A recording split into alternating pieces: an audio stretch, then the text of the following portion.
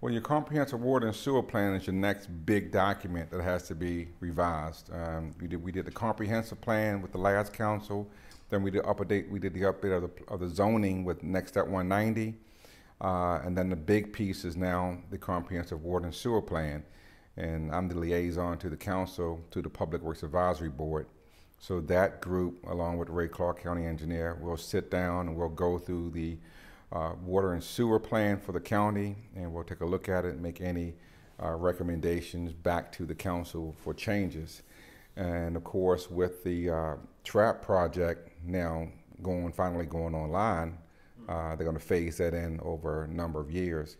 That's the LaTrappe Heights, the 2,500 homes that were built down in Trapp that was voted on back in 2005, 6, and of course it cost some people some indigestion over those many lots being developed. So of course they went in their own type of rolling delay with the developer, with the market doing what it did some 10 years ago. Now it seems that they're going to finally move forward with that. And when the former county council revised the comprehensive plan, within that plan we also changed the way the villages here in Talbot County, 22 villages here in Talbot County, are categorized. And we gave them 3 distinct categories: your village hamlets, your village centers, and your mixed-use villages. So your mixed-use villages are those villages that would have both a residential component to it, but also a commercial component to it as well. And what we wanted to do within the comprehensive water and sewer plan, we said for those mixed village or village mixed category types, we want to make sure that they get a master planning, if you would, that we would sit down with a civil planner, and they would go over how that should look. And of course, they would get input from the community. We've already had 1 public hearing, I believe, if not 2. The next one is taking place on the 14th of January. I believe that's going to be also at the Cordova Fire Station. So we brought in a firm out of, I think, Virginia, RK&K. Mr. Graham, I believe, Clive Graham is the owner of the company. And so he is working along with our planning office with Miguel Salinas to coordinate the public meeting so that the community, and not just those within the village of Cordova, but anyone who wanted to sit in could also come and sit in those meetings and give comment back. And that plan is, that master plan would give the council direction as to how that village should be laid out regarding commercial portions and your residential portions around it. So I understand. We're putting the question back before the citizens of the county as to the need for additional revenue when it comes to property tax here in the county. We are a tax cap county. There are several other tax cap counties in Maryland. But with that, it comes its own pressures, and it comes with its own harm as well. And when you're trying to compete for services, when you're trying to compete for quality people who come and work here and live here, you have to be able to match salaries that are being offered by competing counties. We've run into some difficulty in doing that. When you have the added capital expenses that never go down. I mean, what you pay for a truckload of gravel or cement 2 years ago, it's not going to be less than what you're going to pay for it today. So those capital expenses go up. And we've been saying ever since the last council that we're going to have a number of large capital projects that need to go online. The one being with the new sheriff's office, the business center out at the former Black & Decker building has now been conveyed back over to the airport. The FAA has paid them, which were in turn, them being the airport, and that money will in turn come back to the county. And now airport is the custodian of that building. The plan has always been, it should be a surprise to none of your listeners, the plan has always been to bring that building down and for the expansion of the airfield. So that's going to happen. The sheriff's office is in that building. They're going to need to be relocated. We're hearing numbers back from the airport manager, Miguel. We're looking at somewhere, Micah. We're looking at probably 2023, 2024. So we're right at that doorstep now, but you're also looking at, the increase in your emergency services department and the price of that equipment. Again, never goes down. What you paid for turnout gear, what you're paying for a stretcher 2 years ago, that cost just goes up. So those capital costs are real costs. The Revenue Tax Committee, which is chaired by Angela Lane, our finance officer, has already met 3 times already, I believe. They're scheduled to meet again. And they're going to be going out and educating the public on the need for an increase in the property tax cap. So the first step is just to educate the public that we do have a cap here in the county, which some people don't even realize that we do. We have a 2% cap or CPIU, whichever is less.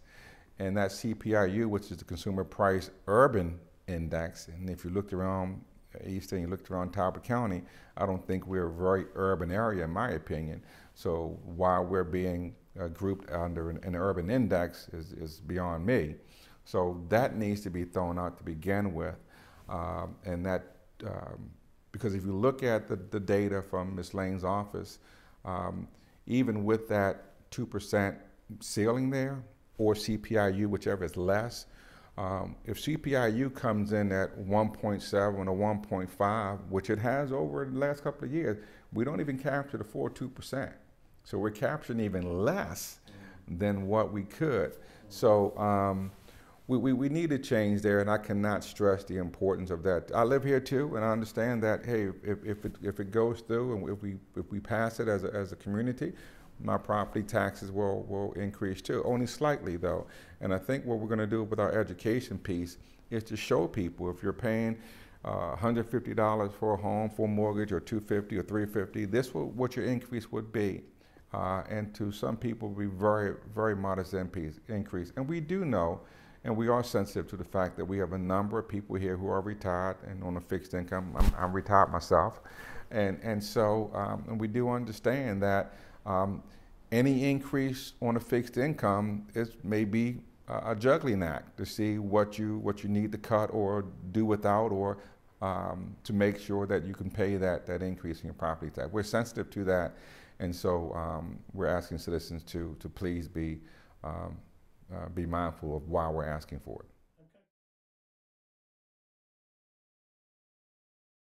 It hasn't really come to the counties yet, because even the legislature hasn't made a decision on Kerwin yet.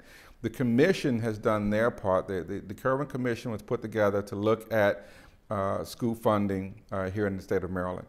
And they used a funding type, I believe, from the state of Massachusetts. And they looked at this report from Massachusetts, and it said that if you increase your school expenditures by X number of dollars, you're going to get these returns.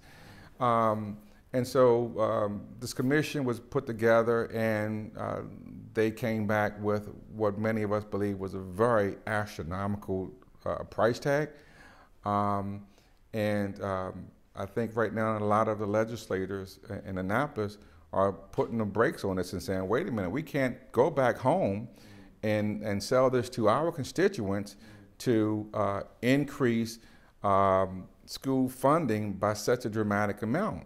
You even have the governor saying, who's been very, very supportive of school funding. Don't get me wrong, I think Governor Hogan has been very, very supportive of school funding, has put a lot of dollars back into the school system. But even Governor Hogan is saying that the number coming back from the Kerwin Commission, it's just too high of an amount to be asking taxpayers to put out right now. I'm all in favor of our public schools, and they know it. I've done some substitute teaching myself. I know what they deal with on a day-to-day basis in our classrooms. I think that we should certainly support them and work with them, and we have been working with our school board here in Talbot County with Kelly Griffith and her school committee to make sure we meet their needs. But they know that we only have so many dollars, and you can only stretch those dollars but so far. And if you're loading up one side of the cart, pretty soon it's going to tip over because you just don't have enough to spread around.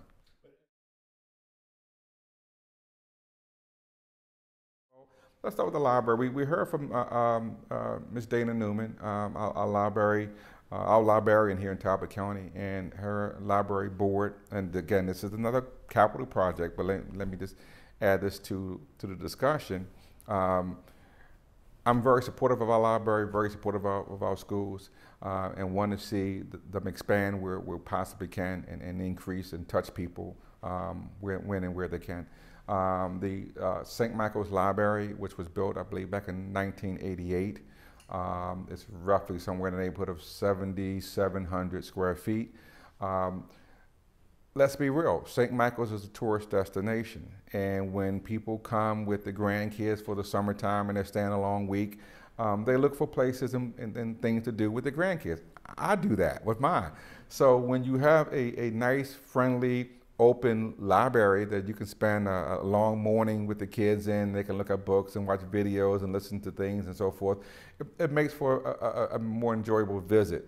So not only does the library serve the citizens here in Talbot County, but it also serves our visitors as well. And I think our library, just like our schools and just like our public safety, speaks to who we are.